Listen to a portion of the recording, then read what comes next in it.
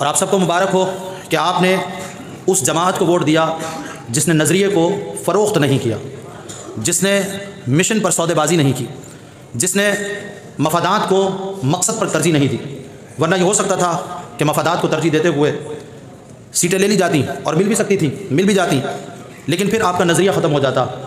और आपका नज़रिया तो वही है जो अमीर मोहतरम ने दे दिया कि मर जाएंगे ज़ालिम की हिमायत न करेंगे, अहरार कभी तर्क रिवायत न करेंगे, न हम शेख न मुल्ला न मसाहिब न लीडर, जो ख़ुद नहीं करते वो हिदायत न करेंगे, तो मर जाएंगे ज़ालिम की हिमायत न करेंगे। तो यह है आपका नज़रिया, यह है आपकी सोच, यह है आपकी फ़िक्र। अब सूरत हाल जो साफ़ शफ़ाफ़ इलेक्शन हुए 8 फरवरी 2024 को, पाकिस्तान के सबसे ज़्यादा साफ़ शफ़ाफ़ इलेक्शन कब हुए? 8 फरवरी 2024 को। उसकी शफ़ाफ़ियत का आलम यह था कि ना जीतने वाला खुश है ना हारने वाला खुश है। जीतने वाला जीत कर परेशान है, हारने वाला हार कर परेशान है। ये तो हम और आप बैठे हैं जो नज़रिए पर बैठे हैं, और हम तो फैसला कर चुके हैं। ये 1 और 2 इलेक्शन हुए, हम तो उस कायद के मानने वाले जो फरमाता सितमगर इधर आ हुनर आजमाए, तू तीर आजमा हम जिगर आजमाए। तो ये जो तारीख़ का, पाकिस्तान की हिस्ट्री का शफ़ाफ़ तरीन इलेक्शन हुआ, उसकी चंद झलकियाँ आपने सोशल मीडिया पर देखी। कहीं ट्रक ड्राइवर्स को प्रिजाइडिंग ऑफिसर बनाया गया, साफ़ शफ़ाफ़ इलेक्शन। कहीं पर जनाब जो प्रिजाइडिंग ऑफिसर्स थे उनको धौंस और धमकी की बुनियाद पर रिज़ल्ट तब्दील करने के लिए कहा गया और रिज़ल्ट तब्दील करवाया गया। कहीं पर बैलेट बॉक्स उठाकर राह फरार इख्तियार की गई, कहीं बैलेट पेपर्स की बुकें अपने घर पर ले जाकर ठप्पे लगाकर बैलेट बॉक्स में डलवाया गया। तो इतना साफ़ शफ़ाफ़ इलेक्शन आपने शायद अपनी ज़िंदगी में कभी नहीं देखा होगा। अच्छा, 2018 में भी साफ़ शफ़ाफ़ था, लेकिन इससे ज़्यादा साफ़ शफ़ाफ़ नहीं था। उस वक्त भी धांधली का रोना सबने रोया, क्योंकि उमूमन ये होता है कि जो हार जाता है वो कहता धांधली हुई है, जो जीत जाता है वो कहता बहुत अच्छा इलेक्शन हुआ है। तो अभी जो जीत गया वो भी नतीजा छुपा रहा है। आपने कभी देखा होगा कि बच्चा जब इम्तिहान में फ़ेल हो जाता है तो वो रिपोर्ट कार्ड छुपा छुपा के आ रहा होता है कि अब्बू देख ही ना लें, क्योंकि अब्बू ने देख लिया तो फिर गुद्दी कर देनी है लाल। तो वो रिपोर्ट कार्ड छुपाता है फ़ेल होने वाला। तो समझ में आता है कि वो रिपोर्ट कार्ड क्यों छुपा रहा है, कि सज़ा मिलेगी। लेकिन कभी ये सुना कि वो फर्स्ट पोजीशन पर आया और रिपोर्ट कार्ड छुपा रहा हो?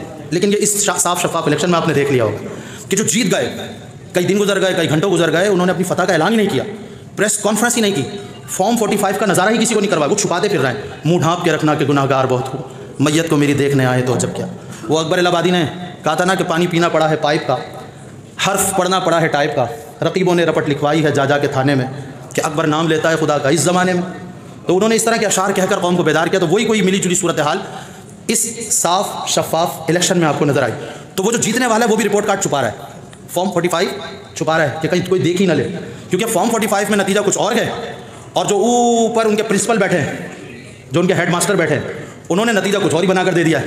उन्होंने कहा ये कैलकुलेट बाद में करना, ये लो नतीजा आप पास होगा, चलो जाओ ठीक है।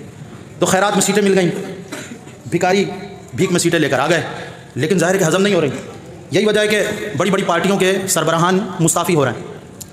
जमात इस्लामी के अमीर सिराजुल हक ने इस्तीफ़ा दे दिया, एक भी सीट उनको नहीं मिली, धाड़े मार मार के रो भी रहे हैं वो, क्योंकि वो भी इस पर हैरान है कि इतना साफ़ शफ़ाफ़ इलेक्शन हो गया कि हमें भी साफ़ कर दिया।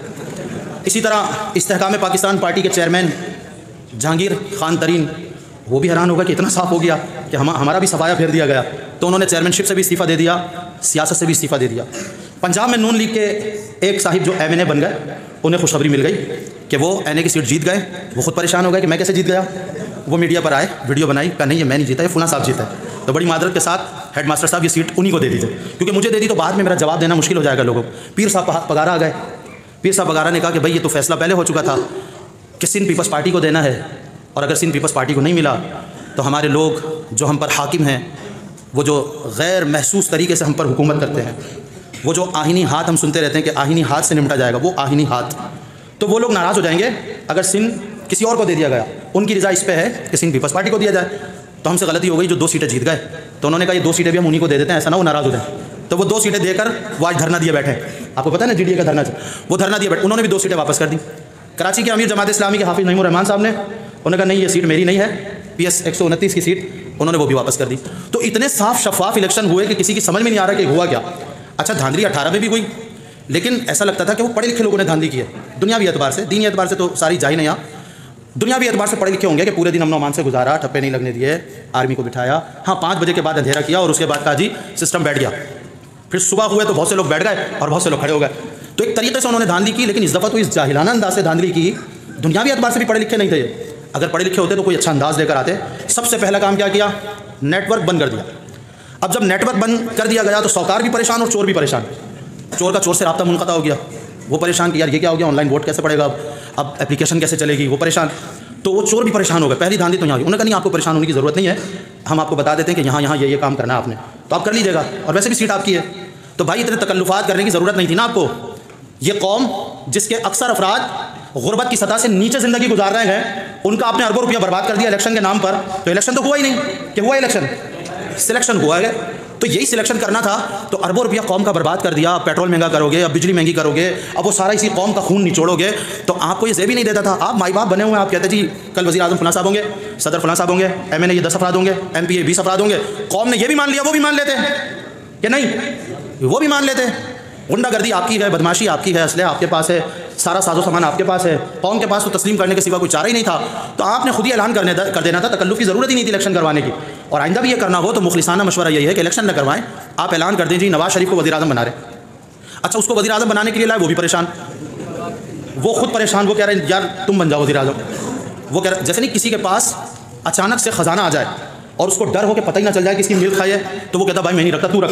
दूसरा कहता नहीं यार तुम रख लो, तीसरा कहता नहीं यार तुम रख लो। तो वो आपस में एक दूसरे को सीट देने पर मुसिर गए कि आप ले लो, आप ले लो, आप ले लो। लेकिन वो मर्द मुजाहिद नज़र आता नहीं मुझको, हो जिसकी रगो पै में फ़कत मस्ती किरदार। वो मस्ती किरदार वाला आदमी नहीं है जो ले ले।